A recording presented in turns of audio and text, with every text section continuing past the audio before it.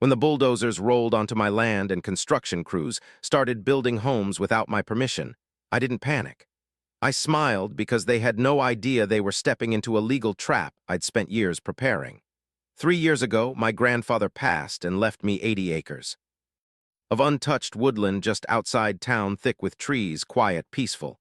I had no plans to build, but I wasn't selling either. I wanted to preserve it. Then came the HOA, the homeowners association from the adjacent neighborhood, started sniffing around. They offered to buy the land.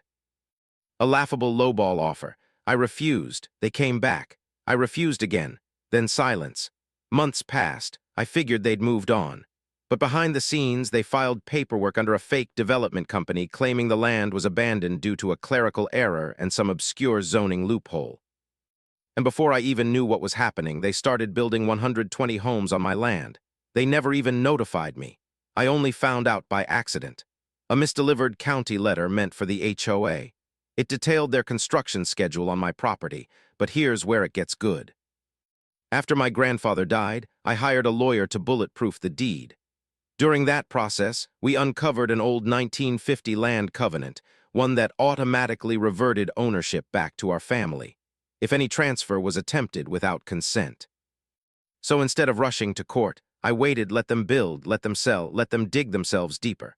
And once the first families moved in Boomi, lawyer filed a quiet title action backed by the original deed, the covenant, and every unauthorized document, the HOA. Submitted, the court ruled swiftly. The HOA had zero legal claim to the land, every home illegally built, every contract void, just like that.